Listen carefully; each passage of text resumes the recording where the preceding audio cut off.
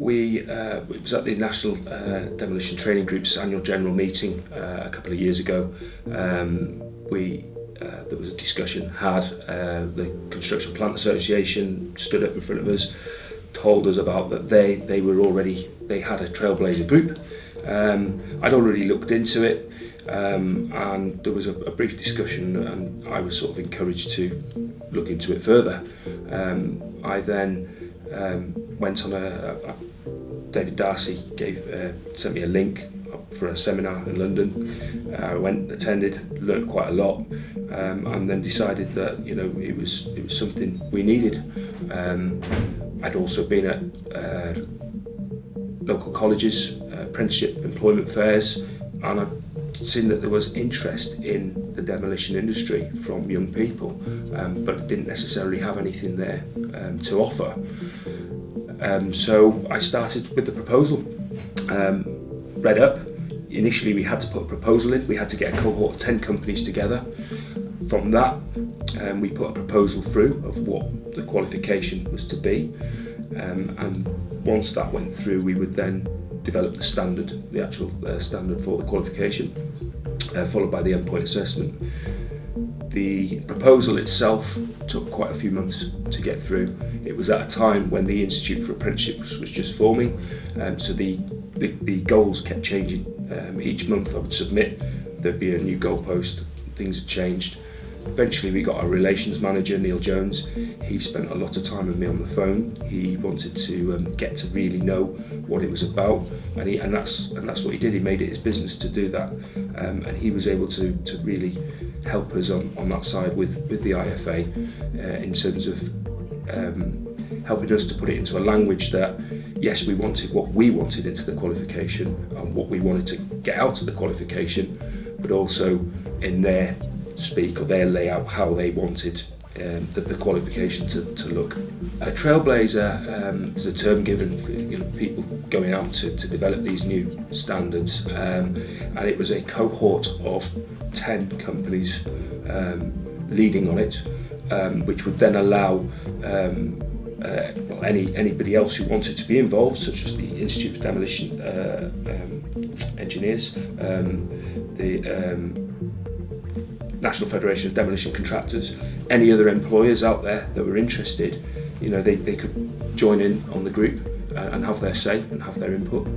So once the proposal went live, it went live on the government website and on the IFA's website, and our contact details were there for people interested, and anyone interested to get involved.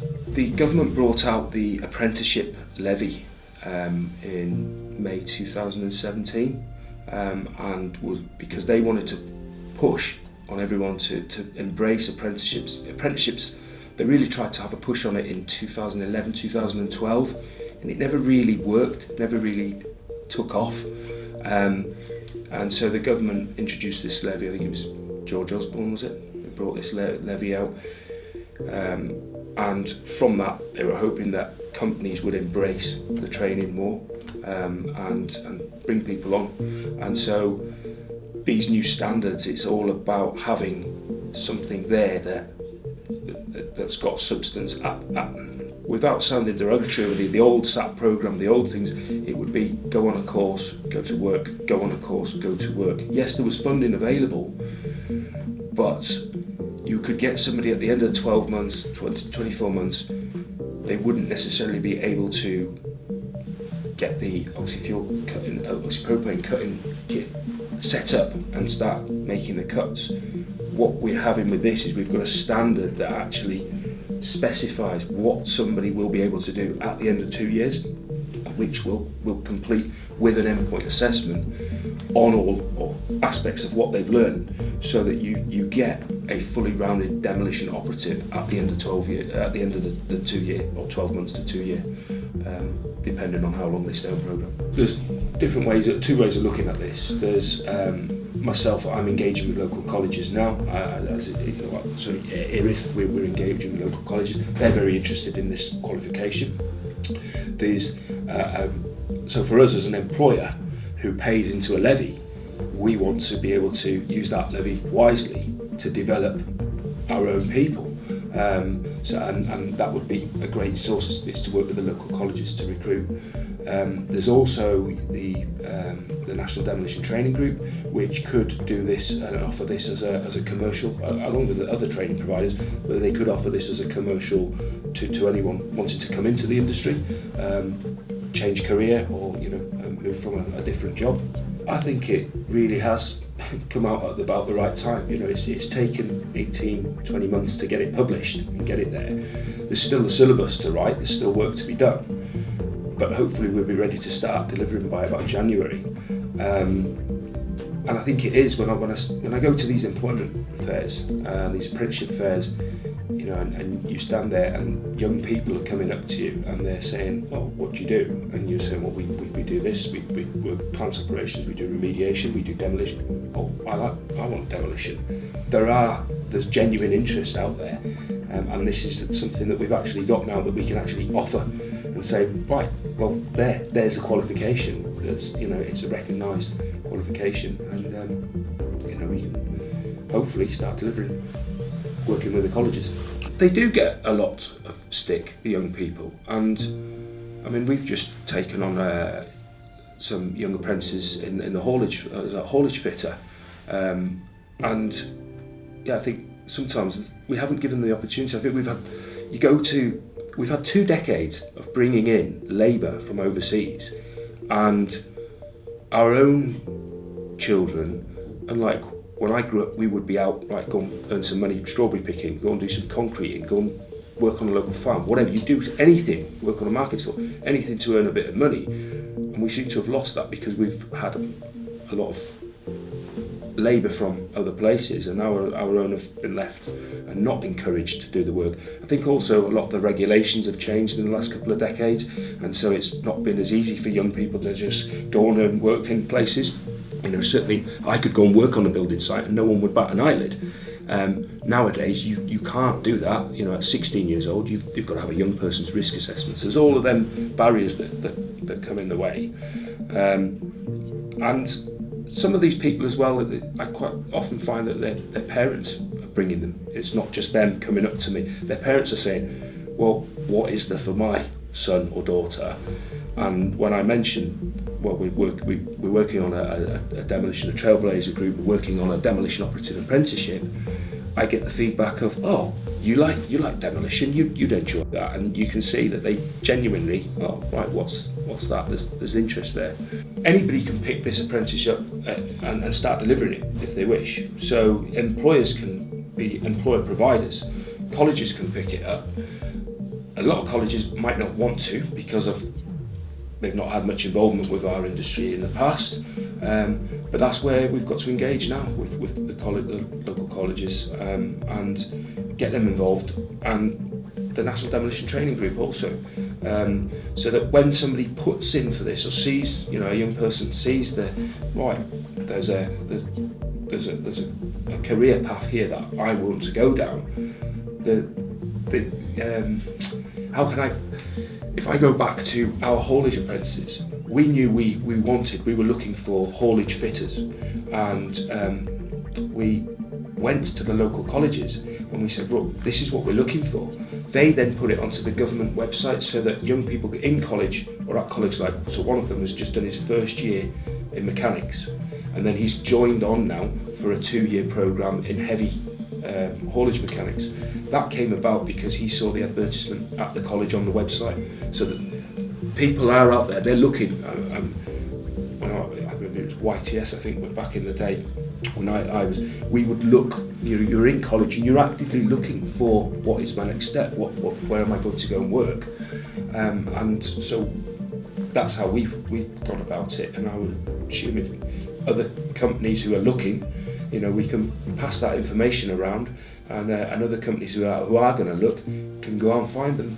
There's an element of off-qual, Ofsted, there's a standard to be met, and my understanding is you can deliver this in-house. I believe the likes of Rolls-Royce and that, they do exactly that. But you have to be open, you have to be transparent and open, to the likes of Ofsted coming in. My understanding is if you're going to do it on a commercial basis, i.e. you're going to offer it out to everyone, so Erith wouldn't be in that position, then they would have to be at that level where Ofsted come in, and that's why we mention the colleges, because they're already at that level, they're at that standard. So it's probably easier to partner up with a local college than do something on your own. But again, it's very early days, and it's new for everyone. And I myself, I can look at it from an Erith point of view, as the lead on training here. Do we provide for ourselves, or do I work with the college, or both? People are going to have to come together. So if there are 10 people in a certain area that, with a number of companies, we're going to have to, and again, I can't see why the bigger companies can't support the smaller companies in that, okay, not a problem, send them to work with each other, send them, it's for the good and benefit of everybody in our industry at the end of the day. When we went through this, and we wanted a qualification that was there for everyone, if we hadn't have put this qualification in place, we would have just got left behind, because that's the way it's going. As it happens, we've just got ahead of the game compared to the plant operators and the other qualifications. So all we've done is just move with the times a little bit quicker than others. Everything's about training now. You cannot put somebody to work unless you train them. So if you said, okay, I want somebody to do a burning course, he's got to go and learn to do a burning course. 1 day to do a burning course, you do not become a burner in 1 day. That person needs coaching, mentoring, time, effort. Some people pick it up really quick, but they still need supervision. And the way the law is, and the way the regulations and the way things have gone now, we're so tight, and we're being observed, we're under so much scrutiny, and we're also such a high risk area that what's in it for it? If you want somebody to be able to sling a load, work with an excavator, they need a slinger ticket, they need a burning ticket, they need to know all the health and safety. They need to know that it's not just, okay, I'm working on them bricks there. There's more to demolition. There's offshore wind farms. There's oil rigs. There's building information modelling. How do we go about taking something apart? We need to know how it goes up. We need to know what's in there. How do we carry out the surveys and so on. If I talk about the funding band, for example, £9,000 funding band. If for a smaller contractor, they don't pay into that levy, but they're still eligible for that funding. So that's £9,000 worth of funding they get towards bringing their operative up to standard. And if you look at what they'd have, a 10% contribution, £900, that person at the end of 2 years is going to be able to, at ground level, he's going to be able to burn. He's going to understand different structures, going to know how to soft strip, take down, use remotely controlled demolition plant, such as blocks and the likes. Be able to, will be a qualified slinger signaller, and all the cards that if you look at the cost of all of them, it's quite significant, and there's quite a lot of training goes into that to get somebody to be that all-rounded person at the end of 2 years. Well, you'll have somebody who's done emergency response, somebody who's worked put a harness on, not just done a harness awareness, has actually put a harness on and hung off a harness, worked in a confined space. So that's exactly it. We'll have a person, a finished product, if you like, that understands, knows their limitations, knows exactly what they can, what they can't do. Anything in industry now, the culture has changed. It's changed massively since I've been involved in the training. I've seen a huge change in attitude out there, and people really do. Everybody does embrace training now. Everybody wants that card, that ticket, and they get it. And those days have gone of not having a car or not having the right qualification. So there's a proper career path out there. There is we're going to teach you everything you need to know to enable you to carry out your work as a demolition operative. Know your limitations, know when you've got to say stop, actually need to seek advice, go to the supervisor, or that belongs to the top man, and so on. But it offers them a good career path. It's yes, there's the demolition operative. From that 2 years, they could then, and we've yet to start looking at level 3, But they might go, right, I now want to go down the supervisor charge hand route, or actually I want to go in the machine, I want to be operating a high reach, if they're that way, because we will have given them an introduction into that plant, they'll have worked around the plant. So there's, and then of course there's site management, project management, and so on. So it's the start of a career, there's a very promising career path there. Everybody at the proposal stage, we all had to agree on putting in some numbers. I think Keltbray said about 15, 20. Erith said, well, we look at 10. And then the other companies, it was 2, 5, 1. Everybody said, we want to embrace this, and yes, we would all, and even those with 1, there's means and ways of, okay, we can make this work. There can be days when they go to a different site or to a location for training, for that 20% off the job training. And there's also the coaching and mentoring. If there's not the facility on one site, there's always another site somebody can go onto whilst they're on the programme. With the mentoring and the coaching,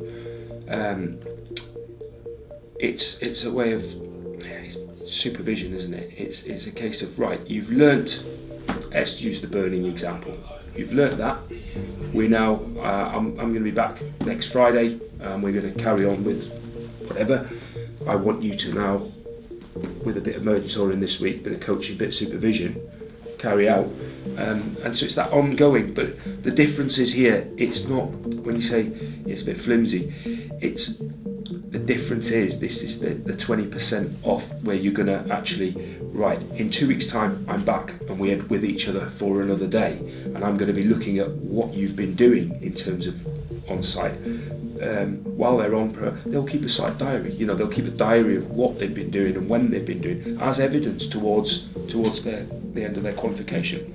It's called the endpoint assessment. It may be done in 1 day or split over a couple of days.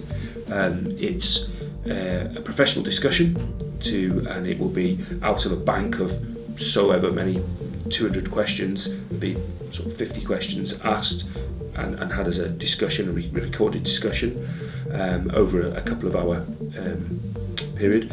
There's also assessments throughout as well. So at the end of each period, I think there's 4 assessments in total, followed by the end, or 3 assessments followed by the end point. And then there's a 4-hour, what we've allowed is a 4-hour practical test, where if you look at the main elements, one element will be burning, cutting at ground level, another will be working under the hook of a crane or an excavator, slinging and giving signals to machinery, to plant.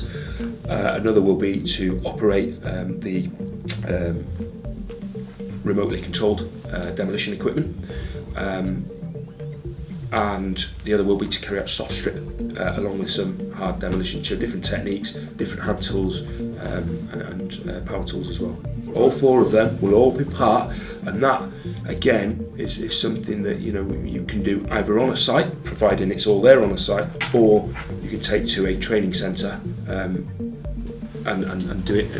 Even though it's at a training centre, it would still be suitable for it to be carried out.